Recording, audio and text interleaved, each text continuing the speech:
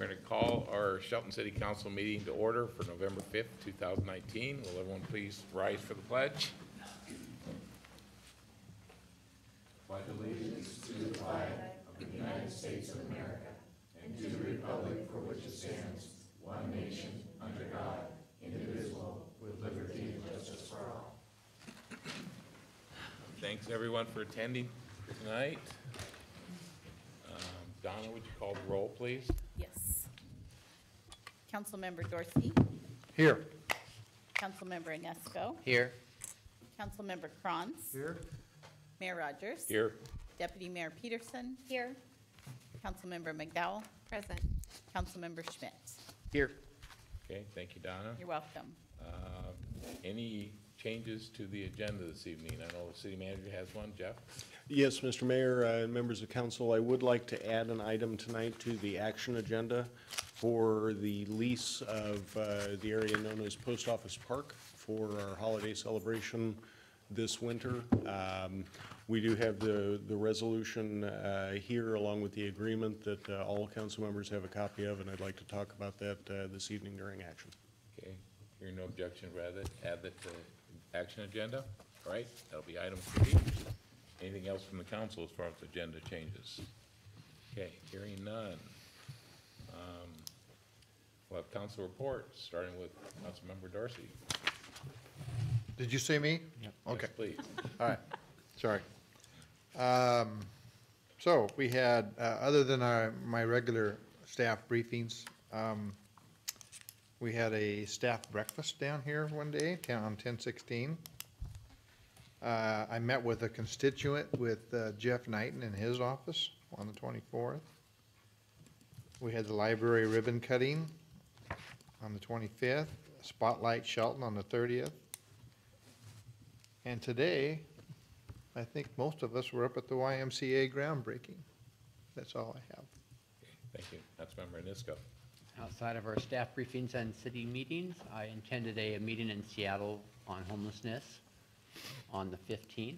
So, I attended on the 17th the chamber monthly lunch. On the 22nd, we had an exit interview with the auditors, the state auditors, and also attended the library ribbon cutting.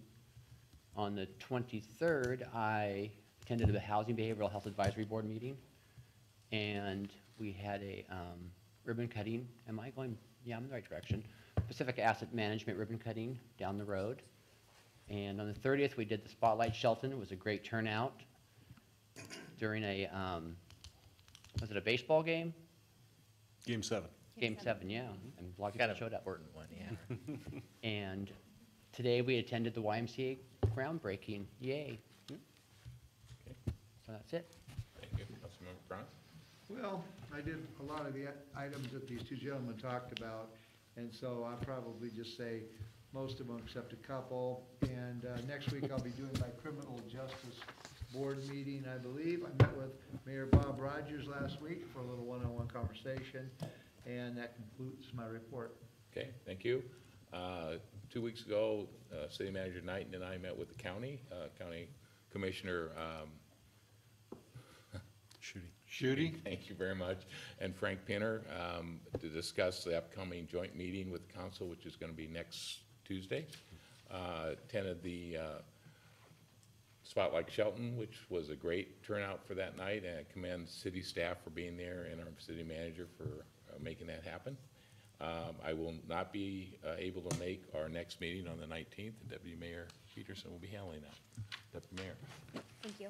I had 2 constituent meetings since our last regular council meeting. Also had a meeting of the Peninsula Regional Transportation Project Organization at Bremerton, and looked at the legislative priorities of that group, which works on funding from a regional standpoint to ensure that the rural communities have some skin in the game and some of the funding mechanisms available for those projects.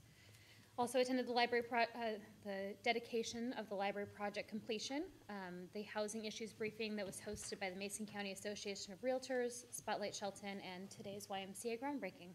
Thank you. Councilmember McDowell. Visited the League of Women Voters, the candidates. We all were there and we were asked some questions. Chamber lunch, the library ribbon cutting, realtors lunch, met with several constituents during the couple weeks. Spotlight on Shelton. Attended the employees' chili cook-off. Briefing with Jeff, left board today, and groundbreaking for YMCA. Thank you. Councilmember Schmidt? I attended the Mason County Public Health Summit a couple weeks ago now. That was a really great event, put on by Mason County Public Health and their partners, North Mason Regional Fire Authority, Mason General Hospital. It was really good event to learn about some of the public health issues that we are faced with in the county, and understand sort of who our partners are in that adventure. And good information was passed, and it was very well done. Also attended Spotlight Shelton. Thank you to everyone who attended that and came out to learn about our projects in the community. And I look forward to continuing to see that process grow and flourish over the next year or two within our plans, in the city manager's plans. Also attended an EDC nominations committee meeting yesterday, and next week, Thursday, I have an EDC, Economic Development Council board meeting, and that is all. Okay, I thank have you. to report. This was a session for our first period of general public comment. If you haven't filled out a card and wish to comment, fill out a card, and Donna will call you. We allow 3 minutes, and please identify yourself and whether you're a resident of the city when you come forward. Donna? There isn't anyone signed up, Mr. Okay, Mayor. thank you very much. Okay, we'll move on to consent agenda. Is there a motion to approve the consent agenda as published? So moved. Second. Okay, we have a motion and a second to approve the consent agenda as published. All in favor? Aye. Opposed? Okay, motion carries. Tonight we have a couple presentations. The first one is by Liz Arbaugh from the Historical Society about third quarter LTAC report. Hello, thank you again for the city's continued support of the museum. It's greatly appreciated. I've been doing a lot of this LTAC stuff recently, and it has made me realize how the museum is just really an underutilized asset for the community, and it wouldn't even be here at all if it wasn't for the city's support. So thank you. We had, of course, a very busy summer and early fall with roughly 200 and some people each month. We also had, from 13 states and 5 countries this time. It was 6 last year. We also have had a couple of special events. We had the Canadian author Peggy Herring, who was at Hypatia in the Woods, and she did a presentation about the wreck of the St. Nicholas, which was off the coast of Washington State in the early 1800s. So that was really fun. We also had, one thing I forgot to put on this was we had Stan Graham, who did a presentation about the Civilian Conservation Corps and a lot of the building that they did in Mason County and, Olympic National Park. We had a fundraiser cruise in September on the Lady Alderbrook, and we raised about $1,500, and it was really, that was a fun event. We recently loaned several of our items for an exhibit in Edmonds at the Cascadian Art Museum. And when I talk about the museum being underutilized, to me, this is a perfect example, because they were able to borrow some of our Ori Nobles collection, and they combined it with several other artists from Washington State. And for their opening night, they had over 400 people. So, it would be great if we could do some of that kind of thing here as well. We've had students from Choice and from Evergreen. The students from Evergreen were learning how to use primary sources for their research. So they're just great kids. It was really fun to see them. We have several really dedicated volunteers, because we're down a staff member right now, so it's the volunteers have been stepping up. They've donated about 130 hours. And once again, I just want to thank you all for your support, and thank you. Thanks, Liz. Thank you. Any questions for Liz? I would just like to know if there's been an increase year after year in attendees. Well, I've only been director there since March, so it's kind of hard for me to tell exactly. It seems like, I think originally I just had no idea that there were so many people that came from out of state and came from around the world that ended up here. So I don't know if that's necessarily an increase or not, but yeah. Just a quick follow-up. The event that you mentioned in Edmonds, and being, kind of an underutilized or, is there any support or anything that you potentially would need from us? If you don't have that information right now, feel free to reach out to be able to pull that off in Shelton. Yeah, because, it was, to loan these things was kind of like giving away your children or leaving them at kindergarten for the first day, it's like, take good care of them. I think what, we need more staff, and to put on an exhibit like that takes money. And, we're pretty much just kind of bouncing along the bottom as far as our budget. So, so funding is an important part of that. Okay. Thank you. Thanks, Les, Good. very much. Okay. Okay. Next up, Terry Snitzer, who's going to give us an update on our city investments as well as audit results. Yeah, good evening, Mayor and council members. I just wanted to give you a quick update to the cash and investments for our third quarter.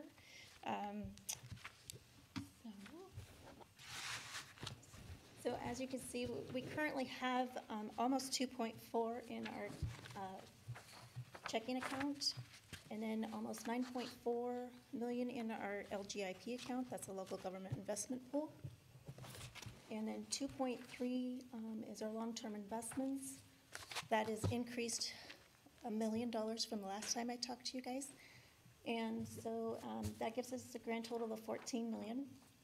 And then to the right is a chart, the pie chart that shows you what our investments are. So which is about 67% for the LGIP, 16.4% for the long-term investments, and then our checking account is 16, almost 17.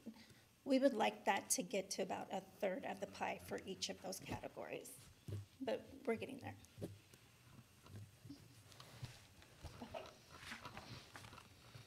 So this graph shows us the Treasury yield curve for August, September, and October. If you look at the reddish line, which is the October, you can see that it's flattening out from the previous 2 months. And that you can see from the 3-month for October, it's 1.67%. But also, if you look over to the 7-year, it's also at 1.67. So long-term investments are still kind of low compared to the short term. But with the federal funds probability rate table, this chart was put together just before the feds took action, and they did lower the rate on October 30th, and it is currently at the 1.5 to 1.75. So, and it's not expected to have another rate increase probably until maybe April of 2020. So probably expecting another cut, which means that the long-term investments rates will go up a little bit, but the short-term rates will go down. So we'll be, and we're kind of seeing that now for our short-term investments, but they're still up there well enough. So I wanted to let you know that the two that we just purchased in the beginning of October, where is, if you see the second and the third one, which is the Fannie Mae for $400,000, and the Federal Home Loan Bank is for $600,000.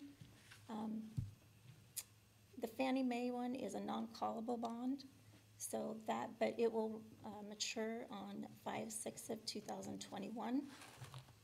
And the Federal Home Loan Bank is a continuously callable. So when we see these rates continually to drop, we expect them to call it, and it would mature at that time. So we don't expect it to last too long. So the bottom graph shows the blue is what the bonds would be for a timeline for when they're at maturity.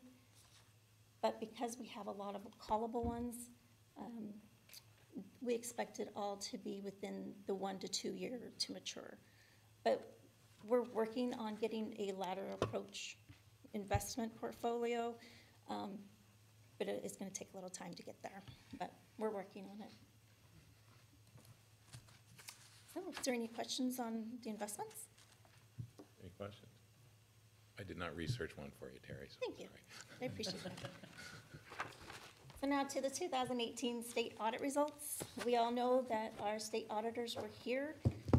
They began here in August and just concluded with our exit meeting in October. And so the audit was comprised of two significant audit processes: the financial statement audit, which examines the city's financial and accountability, which examines the city's processes in relation to law and policy.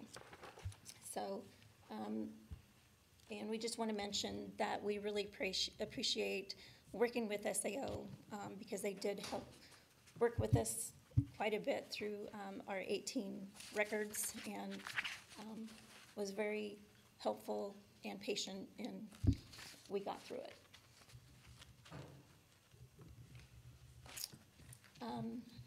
Let's see. So the 2018 audit results, we did end up with a couple management letter items. One was for the reconciliation of the ending cash balance and to the checking account and to what our system says. So, and again, we're working through those issues. I think we've expressed that to council. And in a little update that we will have Tyler software out in January to help with our processes and to help work through any outstanding issues. And then the second item was, it says that 1.8 million state grant funding was reported as federal funding. It's a matter of reporting it in Schedule 15 or Schedule 16. Because it is a federal grant, I put it on Schedule 16, and it actually, because of a special rule that I was not aware of, it should have been on Schedule 15. So we corrected that, but we ended up with a management letter for that. But I know that for 2019 it will not happen. So there was 3 exit items. These are not reported in our final report from the auditor's office. They're just items to let council know. For small and attractive asset inventory, they identified that, we didn't have a strong process, which through the transition of employees, we've started that again. Actually, when the auditor was here, we got right on that. The manual payroll adjustment, there was just an error, but payroll was working through that as to what their process should be to catch those errors before payroll is finalized. Procurement for the architecture and engineering services, It's already been addressed, and the city is updating their processes to ensure the compliance with the procurement and regulation laws. So overall, it was a very successful audit, and as they all mentioned at the exit conference, that it noticed improvements that the city has done, and looks forward to working with us in the future years. The year-end audit process takes a team to be successful, so we appreciate all the departments working with finance to make sure that we all are in compliance. But I would want to say a special thanks to our accounting staff, Cheryl Betrozoff, Kim Kilmer, Elaine Murka, Bobby Smith, Megan Crossan, Jill Dickinson, and Lenita Thompson, who stuck with us in 2018 and helped get these reports to where they can make it a good report for the city. And additionally, we want to thank the city council and city manager for their support. And is there any questions? Okay. Before we questions, I'll just compliment your staff for doing it well this year and getting it done. And I think I personally appreciate that, and I think our council appreciates that. So kudos to everyone who did work this year. It's a vast improvement from where some of our new council members started at. It's vast improvement. So thank you very much. Thank you. Anybody else comment or question? And I'll basically echo that. It's not every day that you have a regulatory agency double checking everything that you've done for the last year, and the amount of pressure that that puts on you and your staff to make sure that that is all taken care of and is carried out professionally and accurately. And what hangs in the balance if there are mistakes. There's a lot there and a lot to ride on your shoulders, and we appreciate that very, very much. This is very good news for the city, and it's a sign of even better things to come down the road. So thank you very much for your efforts. And I did want to say one thing that was most important thing, is that the city didn't get any findings. Yeah. Yay. So that was the most important part. That is good. Yeah, I appreciate that it was done on time this year and not 2 years late. Yeah. Thank you. Yeah. Anybody else? All right. All right. Thank you very much, Thank Jerry, you. and Thank you. everyone. So, all right. We'll move on to our business agenda for this evening. Anyone sign up to comment on business? No, there isn't, Mr. Okay. Mayor. Our first item is Public Works Director Craig Gregory has information about final acceptance for two projects, the 2019 chip seal and the residential paving. Thank you, Mayor and council members. Bring to you tonight the two public works projects in the Transportation Department for final acceptance, the 2019 chip seal and residential paving. The chip seal was awarded to Sierra Santa Fe and the residential paving to Central Paving. And the total budget for this for 2019 was $425,000. Just slightly over budget with the two projects combined at $440,000. Those projects were, the paving projects were in the West Mountain View area, which was chosen through our road rating program, and then the chip seal was located in the North Mountain View area in the Wallace, Neyland, Shelton Springs area of the city. And those were completed late in the summer, early in the fall of this year, and both of them have been completed and ready for closeout. Would be happy to answer any questions that you might have. Questions for Craig? Craig, I have just one question I have with, we're doing chip seal again next year, correct? That's correct. Okay. That's the plan in the Okay, budget right now. if we proceed with chip seal, are we gonna change any procedures that we have, or did everything go well this year? It was a little bit of a struggle this year, with this being the first time that we have performed chip seal with an outside agency. We will start talks with the county much earlier this year to possibly bring the county on to do our chip seal maintenance. If not, I think we learned a lot of lessons as far as inspection goes. There were some pitfalls with Sierra Santa Fe when they showed up on the job. It was a little rushed with them. They didn't give us a lot of notice before they did show up. So I think we learned a lot this year. We'll certainly partner also, I think, after a learning experience, partner with somebody like Tumwater, City of Olympia. They've done outside chip seal and have performed their own inspection. So I think we have a lot to learn from them. But I think we learned a lot with this program and hopefully continuing to learn as we move forward with it in the future. Okay, thanks, Craig. You're welcome. Anything else? Okay, seeing none, do we have a motion? Excuse me. I'm concur to put this on the Concurrence. consent agenda. Sorry about that. Yeah. Yeah. Concur to move it forward, all right? I'm ahead of myself. Okay, our next is back to Craig Gregory, brief contract amendment and work order amendment. So just a slight change to this contract that we have right now with the Transpo Group for the design of the Civic Center parking lot.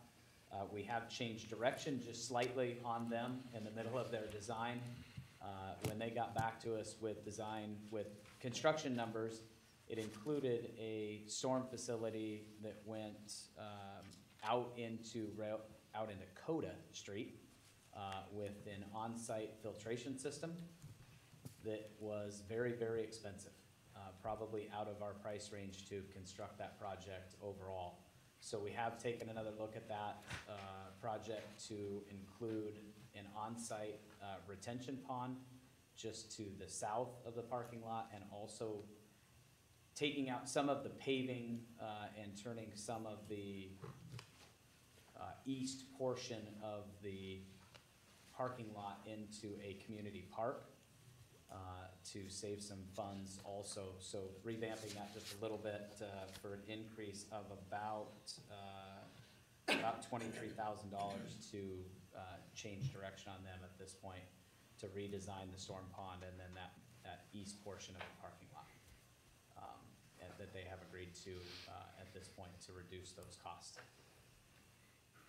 And I would be happy to answer any questions on the parking lot design. Councilmember Franz. I just, from somebody who just kind of observed this, I think most cities, or a lot of cities, could have just kind of let this thing kind of go and just come and says, hey, we need an extra $50,000 or whatever. But I believe it was a combination of our city manager and staff probably saying, hey, let's take a look at this other option on this, the retention or stormwater experience, and just, I don't know who gets the credit, but the city has people that are not just rubber stamping things, they're actually going and creating extra work to save the city money on this one. And so thank you very much for your effort and you guys on doing this, because that's what the citizens really like to see, is instead of just, you know, you can do is rubber stamp stuff when an issue comes, but if you can save $50,000 or $100,000 or whatever by maneuvering some stuff around and working with it, that, I think that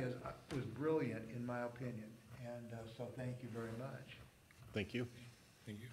Any other questions or comments?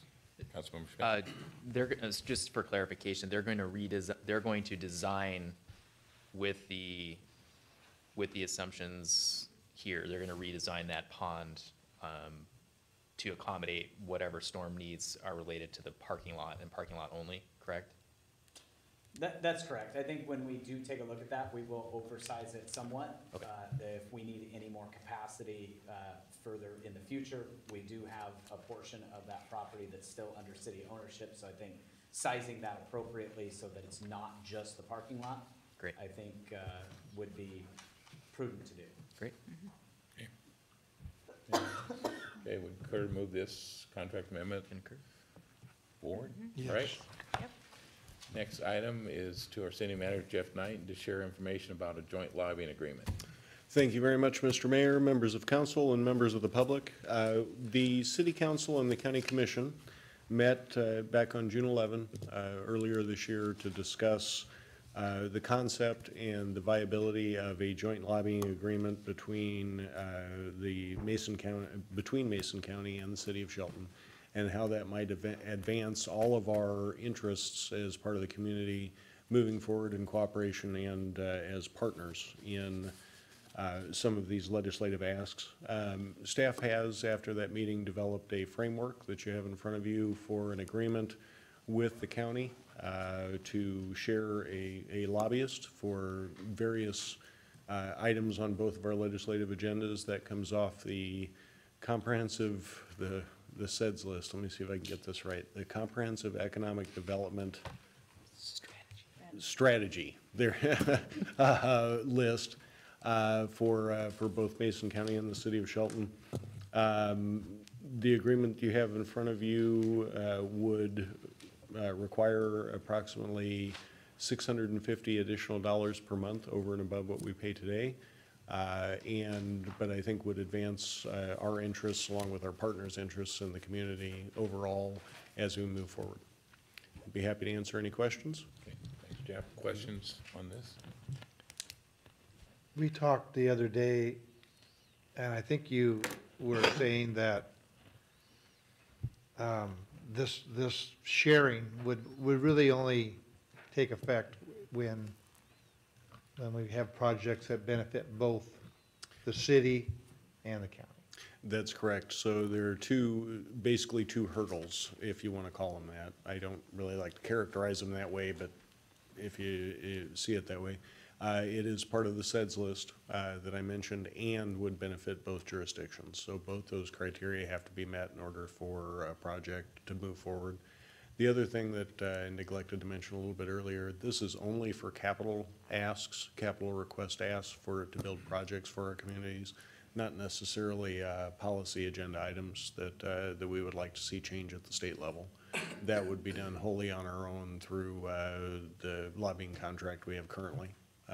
And that portion of the contract won't change. Any other? Councilmember Schmidt? And I'll just add a little bit disappointed that the EDC, the Economic Development Council, wasn't able to come along with us on this one. I know it was out of the city's hands on this, but it would have been great to have that sort of three-way partnership in this as we move things forward on the economic development front in the county. I think it would have been a great opportunity, but understand that the county had other needs there and was unable to make that work out, so. Anything else? One question, anything new, it's always nice to not be in a long-term agreement, so this is, This it works out well for us and the county. I'm sure it'll be a long-term agreement, but that's not required. That's correct. It renews automatically every year. However, there is a provision for either the city or the county, if they so choose, to end the relationship with a 30-day notice. Okay, thanks, Jim. All right. So we want to move this forward to next meeting? Action, yes. Okay, so, all right, next, back to City Manager Knighton, information about the city's public defense contract. Thank you very much, Mr. Mayor, members of council, members of the public. The public defense contract we have in front of you is an amendment to an existing contract that the council and our contracted public defender entered into at the end of 2018. Beginning of 2018 for 18 and 19 services. 19 and, I'm getting my numbers mixed up. The current contract, as it stands today, will end December of 2020. So this amendment would extend from today's date, or from November of 2019 through the end of 2020. And basically what the amendment outlines is a raise for our public defender, and that raise is due to an increased caseload that was unanticipated under the current contract. We want to maintain as we'll talk about at our next meeting, a market rate so that we can attract talented people to the city to help do the public's work. And our rate that we were paying over the course of the contract due to the caseload numbers that are increasing has fallen well below what other jurisdictions charge in similar circumstances. I'd be happy to answer any questions if you have any. I failed to ask, do we have any public comment? No. Any action on We're not on action yet. Your son business. it? Oh, sorry. I'm ahead of myself again. Sorry about that. Is it normal to renegotiate a great. contract in the middle of a contract? I mean, It's not typical, however, in this case, because we had fallen so far below the industry norm, I felt it was appropriate in order to retain qualified and competent public defense services for indigent population over the course of this term and any subsequent terms. what if the caseload would actually fall? If the caseload would fall, then we would be in a situation where we're overpaying. However, none of the trends are showing us that that's even a remote possibility at the moment. Chief's laughing at me. Yeah. It's not slowing down, if that's what you're asking. Okay, thank you. Well, you also negotiated the fee down from where it started, correct? That's true. The ask was for substantially more than where we ended at, but I feel that, or I think rather, that where we ended is equitable for both parties, and we'll retain those, that qualified counsel for our population. Councilman O'Brien. Again, in my conversations with our city manager about this issue, I think he did a skillful job in negotiating this, and I was resistant at first, but he swayed me over to his side of logic, and I think he did a good job in what he's come up with, so I support this. Okay. Anything on this side? All right, agree to move this forward, the next meeting, all right? Now we move on to the action agenda. Anyone signed up? for There any is item? no one signed up for Okay. action. Thank you, Donna. You're welcome. So our first item is City Manager Knighton to speak to us about 2020 legislative agenda. Thank you very much, Mr. Mayor, members of council, members of the public. The legislative agenda that you have before you tonight has not changed since the initial reading as part of the business agenda at our October 19th meeting, I believe it was, 3 weeks ago. There are priorities on there. Several of the ones that I just wanted to take a moment to highlight include the latecomers agreement with Washington State Patrol, and the resources that we're asking for in addition to the resources that we are adding ourselves to address the homelessness issue in our community. These are issues that are important to the council and to city staff, and we'd like to have resources in order to address those in an appropriate way. If you have any questions, I'd be happy to answer those. Any questions for Jeff on this? Okay, I'll have Donna read resolution number 11520919. Resolution number 1152-0919, a resolution of the City of Shelton, Washington, establishing the 2020 legislative agenda. Okay, do we have a motion? I move to approve resolution number 1152-0919 as presented. Second. Okay, we have a motion and a second to approve resolution number 11520919 as presented. All in favor? Aye. Opposed? Motion carries. Okay, we're on to second action item, back to, it's to Craig, sorry, Craig. Amendment to the FCS group rate study. Thanks again, Mayor and council members. We bring back to you again tonight the amendment to the FCS group contract.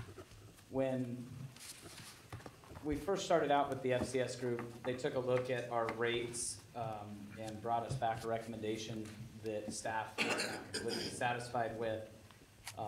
So we're proposing to have them move forward with a new structure for the stormwater rates and give multiple options to the council to take a look at.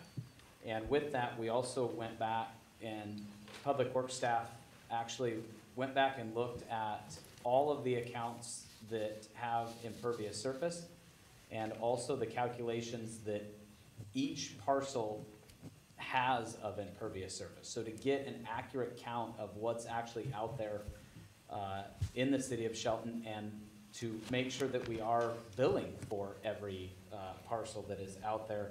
And just something to point out and commend the public works staff, we got a bid to do that work of about $30,000. That seemed a little excessive, so city staff took that upon themselves to take that work on and complete that work, and we just completed it last week and got it off to the FCS group. So saving about $30,000 over the last 4 to 6 weeks. And completing that effort in-house instead of going out and contracting that. But the additional fee for the FCS group is about $7,600 to complete that alternative rate structure to bring back as an option to the city council. And likely that will be sometime late in 2019 or early in 2020. And we'll have multiple options for you to consider. I would be happy to answer any questions that you might have. Thanks, Craig. Any questions, comments for Craig? Just a comment, the rate study is important. As our finance director said, enterprise funds are designed to pay for the operations, maintenance, and capital improvements for the long run. And I think it's important to leverage this information in our decision-making as we move on. So, supportive of that. Right? So do we have a motion? I move to approve the additional budget for the stormwater rate study and authorize the mayor to sign amendment number 2 to the current contract with FCS Group. Second. Okay, we have a motion and a second to approve the additional budget for the stormwater rate study and authorize me to sign amendment number 2 to the current contract with FCS Group. All in favor? Aye. Opposed? Motion carries. Okay, next item, we'll go to City Manager Knighton to discuss the Thank you very much, Mr. Mayor, members of council, and members of the public. Very pleased after a long and sometimes painful negotiation with our Postal Service partners in Washington, D.C., to present an agreement for you tonight for use of the area known as Post Office Park for this holiday season from November 18th through January 13th, which would allow the setup, celebration itself, and cleanup of our annual tree lighting event. That's what this agreement provides. There were some details that needed to be worked out, including a very nominal fee that the post office required and providing insurance requirements and all those other good things. We did have this as a late change tonight. I know you haven't had a lot of time to look over the information, but I would ask that instead of carrying this over to a second reading, that we would, or council would agree to move forward and sign this resolution this evening so that we can finalize the agreement with the Postal Service and get everybody out to celebrate the holidays as we have for 50 or more years. Happy to answer any questions. Okay. Questions for City Manager?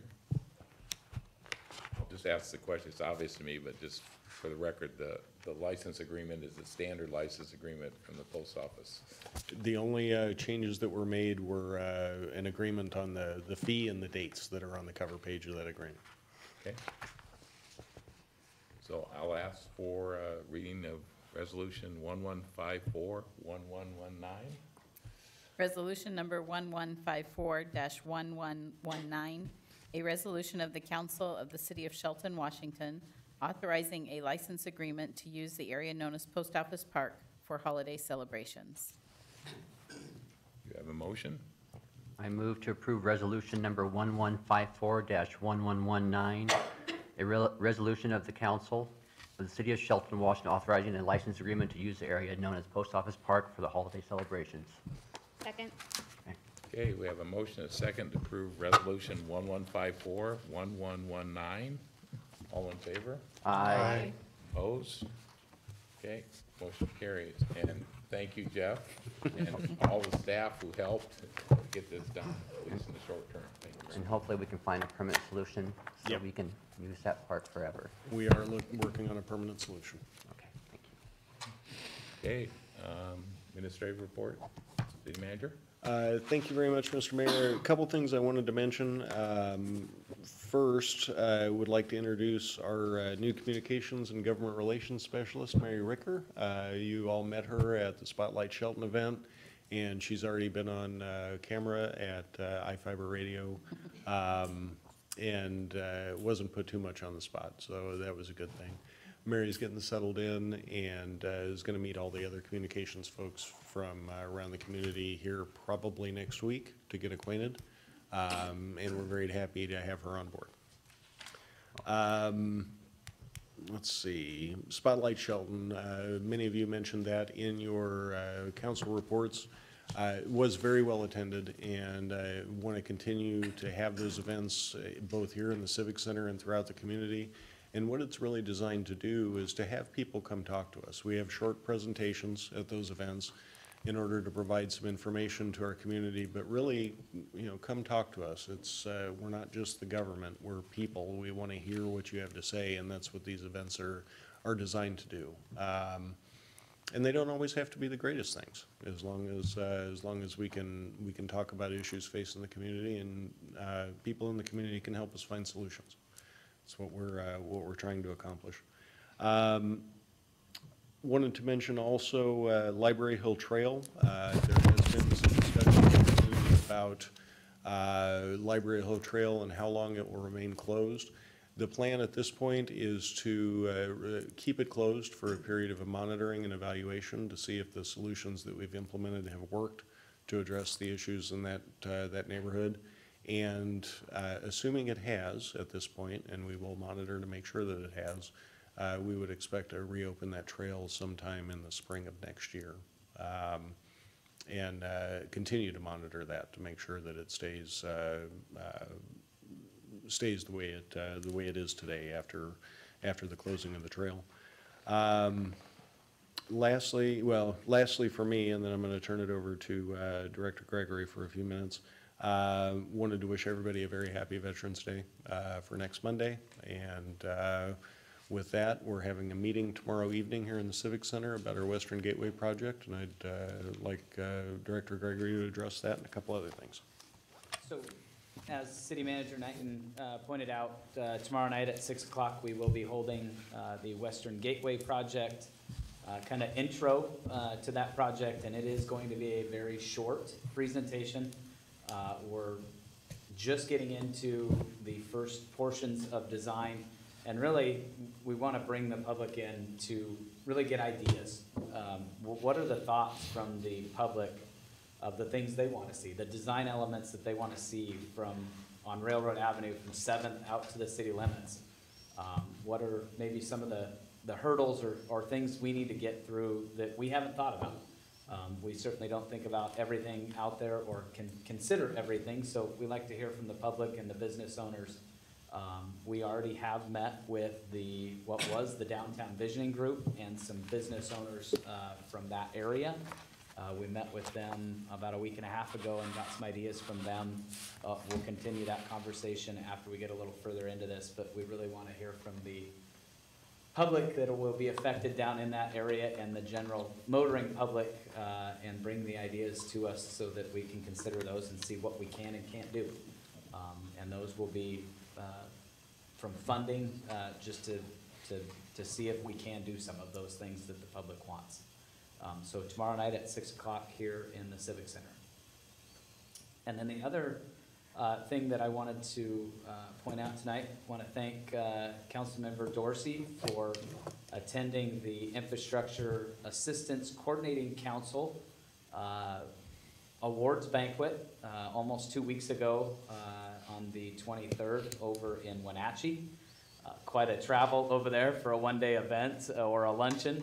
For lunch? But at that award ceremony, Councilmember Dorsey received on the city's behalf the Transportation Project of the Year for the Downtown Connector Project, which was very exciting for us to get with all the hard work that went into that $5 million project that benefited the community, and we couldn't have done it without the help of the council, city staff, and all of our state representatives, the Transportation Improvement Board, WashDOT staff that helped us out with the traffic circle, and the contractors, Gray and Osborne, Launch Construction, and everybody else that participated in the design, development, and construction of that project. So happy to receive that award for Washington State Transportation Project of the Year from the Infrastructure Assistance Coordinating Council. So right. thank you, Councilmember Doherty.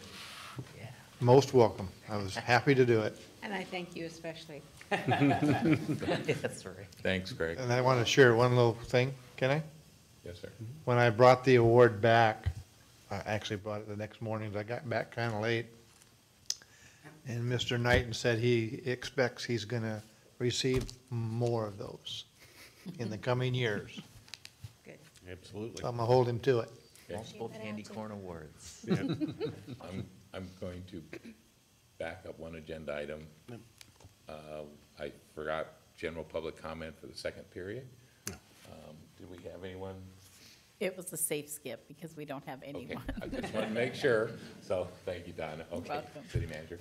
When I was discussing the post office park lease, I ought to have mentioned our federal partners that did help with that. Congressman Denny Heck's office, specifically Dallas Roberts, helped us out a lot with that, and I want to thank him very much. Congressman Kilmer's office also helped us a lot, and both of our senators, Murray and Cantwell's offices, were also very instrumental in helping us get this agreement. It's amazing when your federal office what a call from a congressional office can do. So we really appreciate their help in that endeavor, and I wanted to make sure I got that in. Okay, thank you. I have one little announcement. You have one announcement to make? Well, we're to that point, Okay, so all right. make it to the good of the Forgive me. order. Forgive me. Can we do it right Yeah, now? go ahead. Monday, Veterans Day, I think we're having the very first Veterans Parade that Shelton has ever had. Maybe I'm wrong there, but we had other ones. As far as I know, they have decided not to do the parade or march this year. They're doing a veterans breakfast and looking at expanding on that next year. Okay, forget I said anything. Okay. Any other council members have something to say this evening? Seeing none, our next meeting will be November 19th at 6 PM. We are adjourned. What's the meeting?